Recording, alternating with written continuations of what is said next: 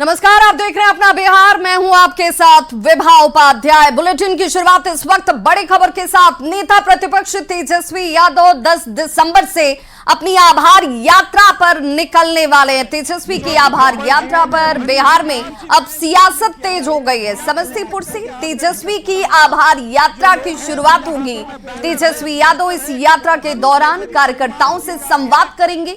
संगठन की मजबूती को लेकर सुझाव लिया जाएगा। तो ये सियासत अब इस वक्त तेजस्वी की आभार यात्रा पर शुरू हो चुकी है। 10 सितंबर से ये आभार यात्रा तेजस्वी शुरू करने वाले हैं। शुरुआती जो जगह है वो समस्तीपुर, जहां से ये यात्रा शुरू होती हुई नजर आएगी। तो 10 सितंबर से तेजस्वी की आभार यात्रा शुरू होने वाली है। लेकिन उससे पहले देखिए, विरोधी जो है अब इस यात्रा पर सियासत शुरू कर चुके हैं। प्रहार किया जा रहा है। बार बार ये कहा जा रहा है कि इस यात्रा से कोई फायदा नहीं होने वाला है। चाहे कितनी भी यात्रा तेजस्वी यादव क्यों ना निकाल लें, समस्तीपुर का चुनाव एक खास रणनीति के तहत किया गया है।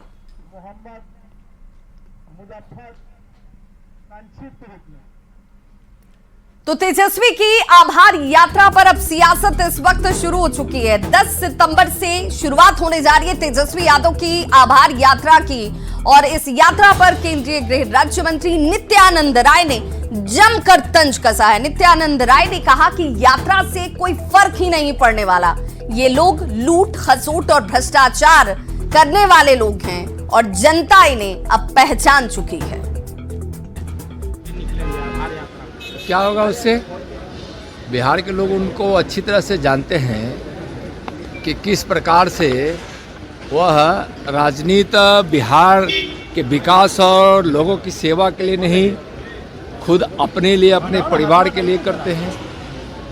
भ्रष्टाचार को बढ़ावा देने वाले लोग 15 वर्षों के उस कारनामों को तो लोग के ध्यान में है ही, लेकिन 2020 की जो ताज़ी घटना है उसको लोग याद रखे हुए हैं।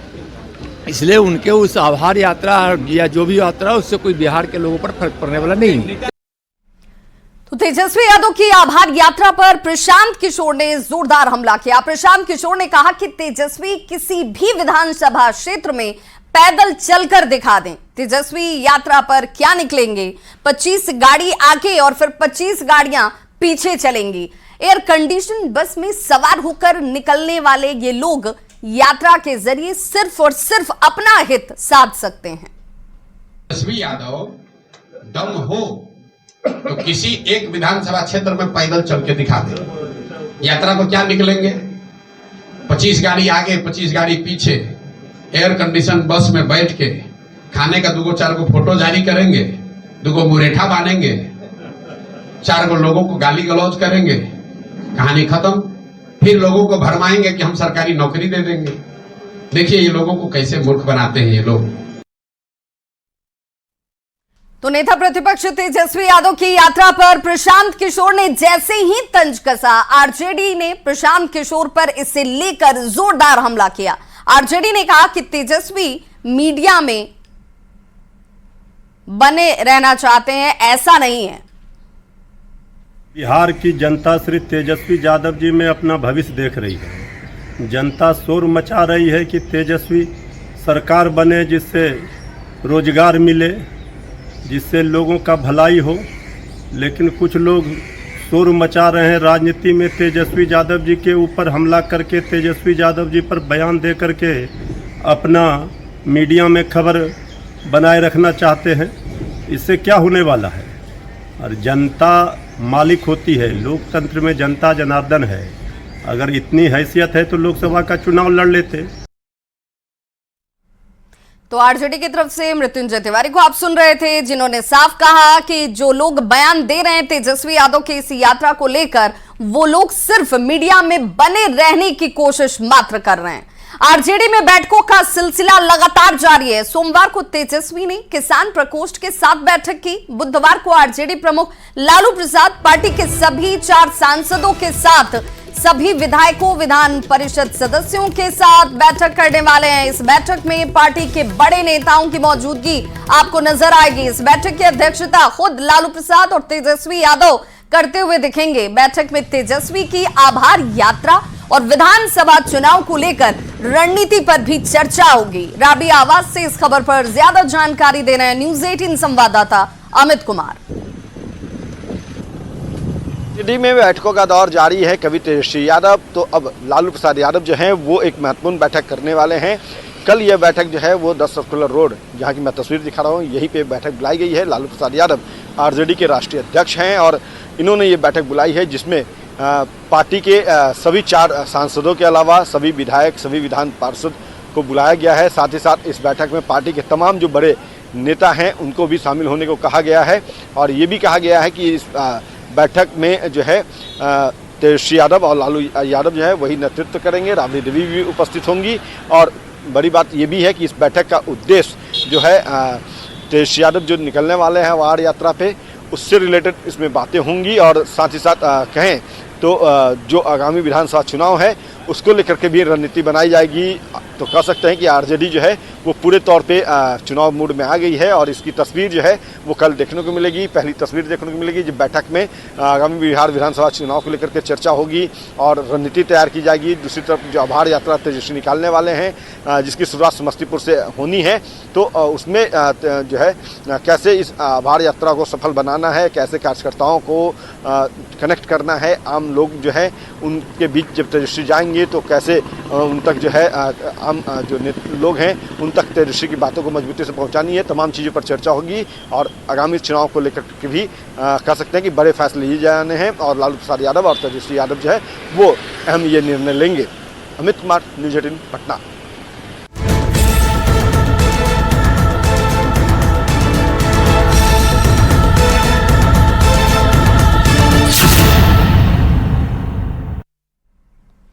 प्रशांत किशोर मुस्लिमों को लुभाने में लगे हुए हैं। पटना में अल्पसंख्यक सम्मेलन में प्रशांत किशोर ने जन सुराज में मुसलमानों की भूमिका को लेकर एक बड़ा ऐलान कर दिया। प्रशांत किशोर कुरान की आयत पढ़कर उसका मतलब समझाते हुए नजर आए। प्रशांत किशोर ने कहा कि आज देश की संसद में ऐसे कानून बनाए जा रहे हैं जिससे मुस्लिम समुदाय खुद को असहज महसूस कर रहा है। पार्लियामेंट से सीए एनआरसी का कानून बन गया। पार्लियामेंट में वक्फ बोर्ड की नई कहानी लिखने की कोशिश की जा रही है। प्रशांत किशोर ने अपनी पार्टी में मुसलमानों की हिस्सेदारी को लेकर भी बड़ा ऐलान किया और ऐलान करते हुए कहा कि उनकी पार्टी बिहार के विधानसभा चुनाव में कम से कम 40 मुसलमान उम्मीदवार उतारेगी।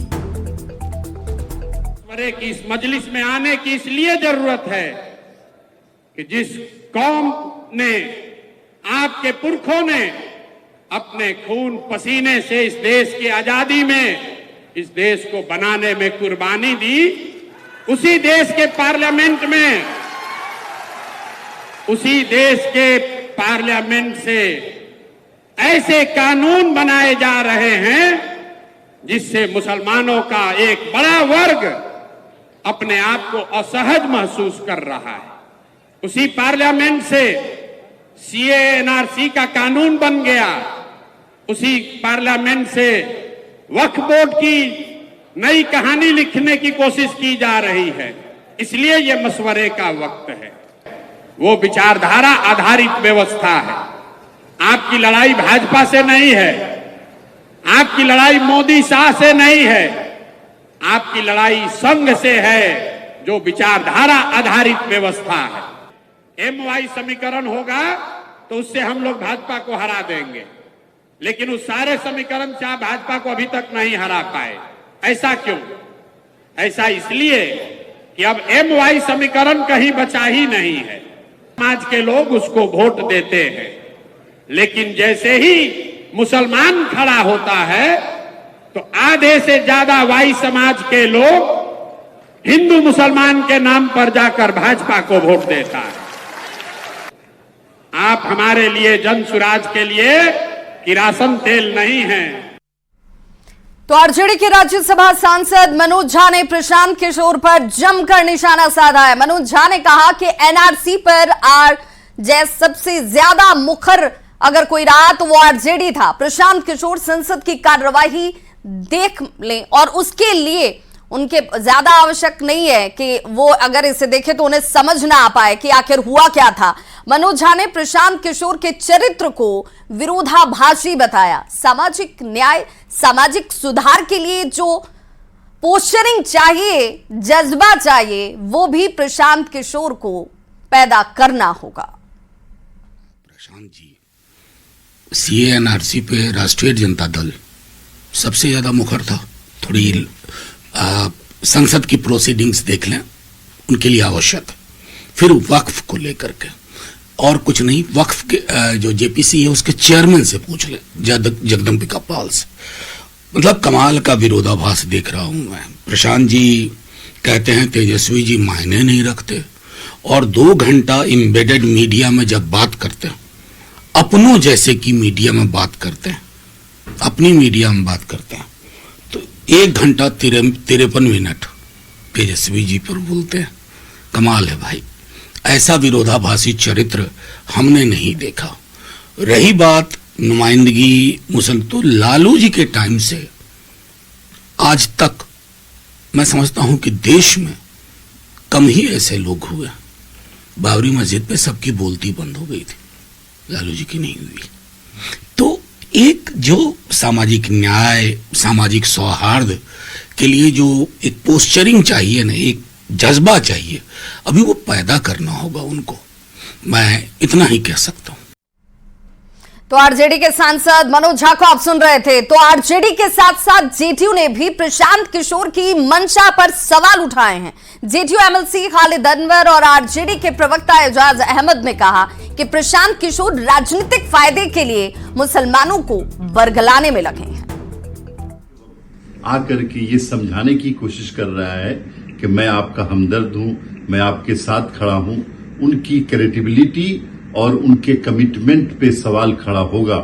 मैं प्रशांत किशोर जी की उन बातों की कोई हकीकत नहीं समझता जो आज मुसलमानों के बीच जाकर के वो कह रहे हैं, मुसलमानों को बुला करके बरगला रहे हैं कि मैं आपके साथ CA में हूं, मैं आपके साथ NRC में हूं, मैं आपके साथ फला में हूं। उनको बताना चाहिए कि आज तक उन्होंने बिहार के या भारत के किसी भी कम्युनिटी के लिए क्या किया है। क्या कभी मुसलमानों के किसी इशू पर वो खड़े रहे हैं? सबसे पहले तो आप बताइए कि मुसलमानों के मुद्दे पर आपने कब कब बोला है, उसका रिकॉर्ड ला करके सामने रखिए। CA का मामला हो, NRC का मामला हो, या वक्फ अमेंडमेंट एक्ट का मामला हो, या UCC का मामला हो, आपने आज तक अपनी जबान इन मुद्दों पर मुसलमानों के पक्ष में नहीं खोली। आप चुप्पी साधे रहते हैं और अब राजनीतिक हित साधने के लिए, मुसलमानों को बरगलाने के लिए आप इस तरह की बातें कर रहे हैं। और अब बात मंत्री अशोक चौधरी की। तो भूमिहार समाज पर विवादित बयान के बाद मंत्री अशोक चौधरी को अब बर्खास्त करने की मांग शुरू हो गई है।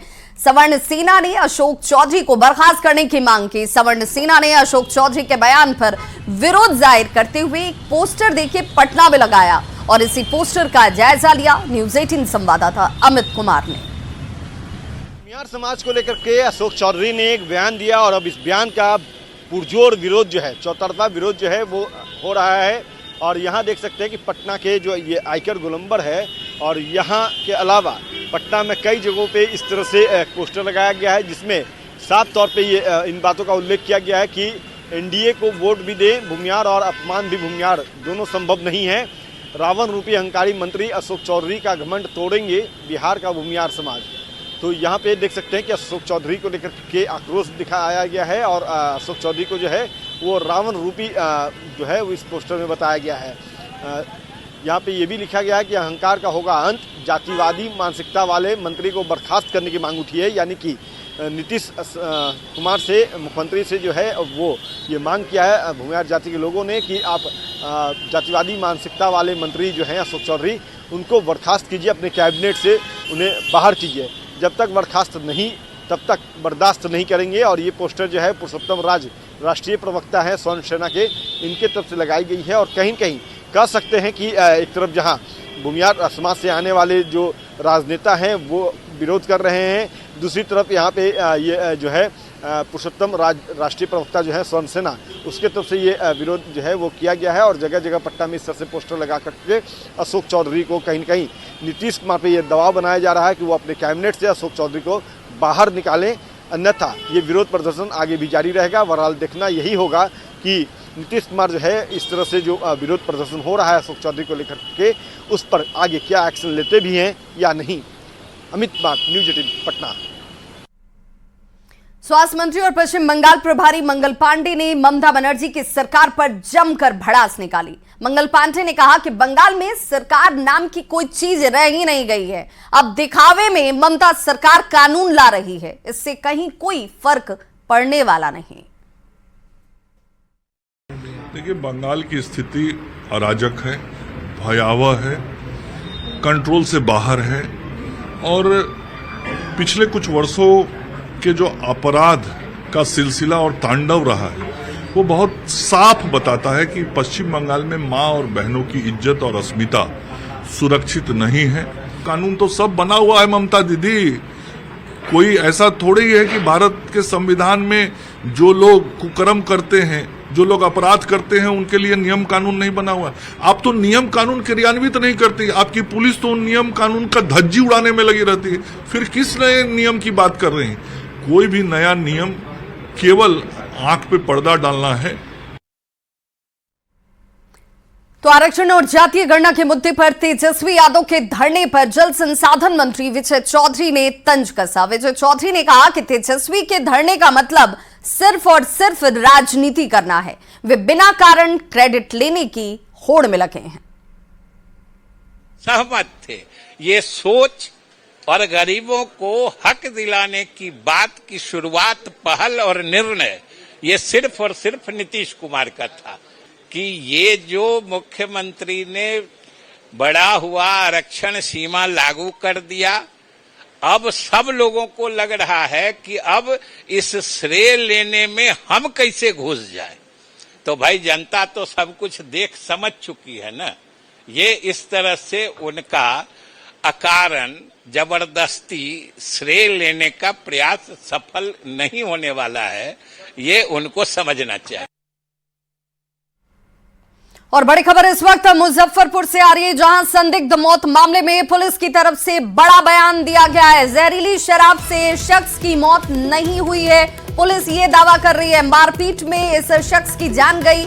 मृतक के परिजन ने मारपीट में हत्या का आवेदन दिया है। पोस्टमार्टम रिपोर्ट आने के बाद हालांकि खुलासा होगा कि मौत की असल वजह क्या रही थी, लेकिन पुलिस इस पोस्टमार्टम रिपोर्ट से पहले ये कह रही है कि मौत की वजह मारपीट थी। मारपीट की वजह से इस शख्स की जान गई, जहरीली शराब की वजह से नहीं हुई है मौत।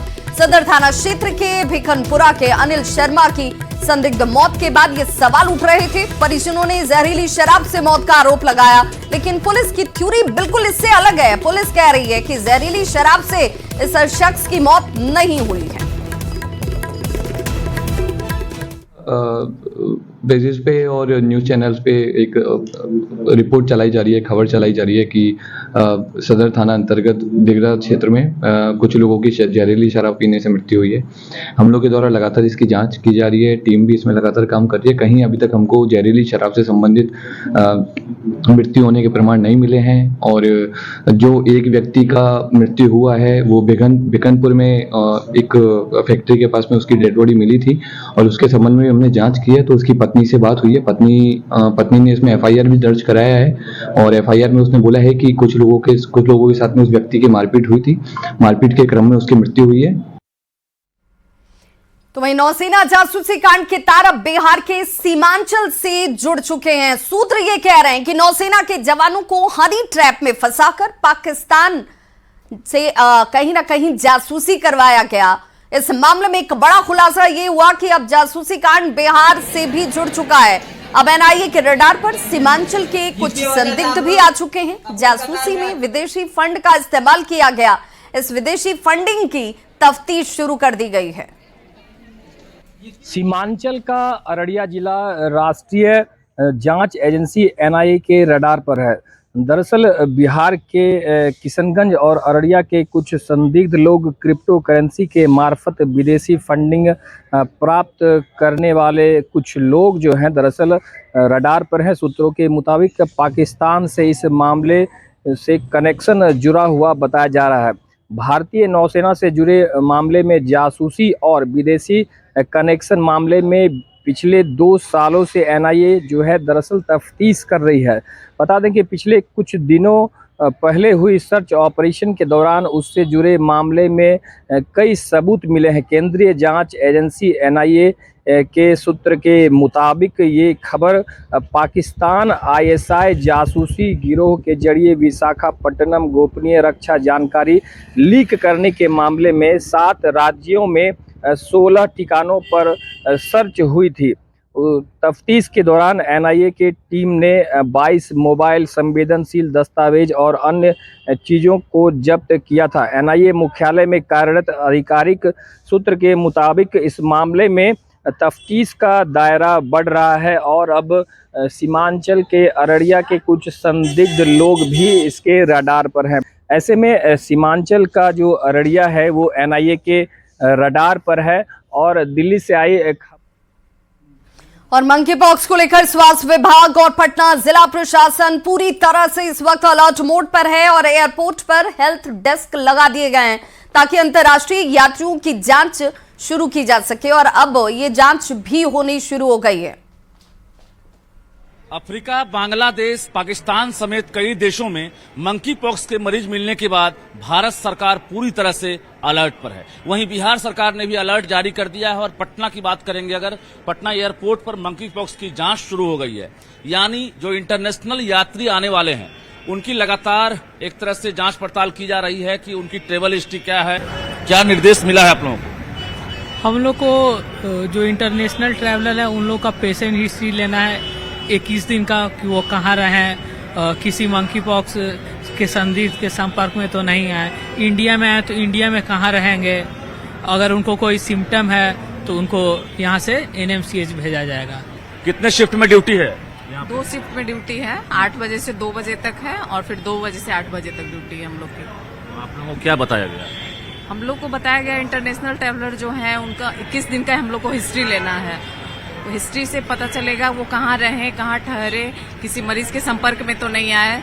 अगर कुछ वैसा लक्षण मिलता है उनमें, बुखार है, रैसेस है, लिम्फ नोड में स्वेलिंग है, तो हम लोग उसको एनएमसीएच रेफर करेंगे। क्या नाम हुआ आपका? प्रियंका। बिल्कुल, तो एयरपोर्ट है और एयरपोर्ट पर देख सकते हैं कि जो भी इंटरनेशनल यात्री हैं उन पर लगातार नजर रखी जा रही है और यहाँ सीआईएसएफ के जो जवान हैं ये यहाँ खुद मौजूद रहते हैं और यहाँ से अगर बाहर से आने वाले जो यात्री हैं स्वास्थ्य कर्मी जो है उनकी पहचान करेंगे और अभी से जो फॉर्म है वो फॉर्म भी भरवाया जाएगा। यानी सेल्फ डिक्लेरेशन फॉर्म जो है वो यात्री भरेंगे कि हम जो यात्रा करके आए हैं, कितने दिन से हम बाहर थे और कितने दिन मुझे यहाँ रहना है और हमें मंकी पॉक्स का जो है कोई शिकायत नहीं है। ये तमाम चीज जो है जांच की जा रही है और निश्चित रूप से कोरोना को पूरी दुनिया ने देखा है, ऐसे में दूसरा वायरस जो है लोगों को प्रभावित ना करे, इसी को लेकर पूरे भारत सरकार की तरफ से अलर्ट जारी किया गया है और बिहार में भी इसका असर देखने को मिल रहा है। कैमरामैन अमित के साथ रजनीश कुमार, न्यूज 18 पटना। तो इस बुलेटिन में बस इतना ही, लेकिन न्यूज 18 बिहार झारखंड पर खबरों का सिलसिला लगातार जारी है।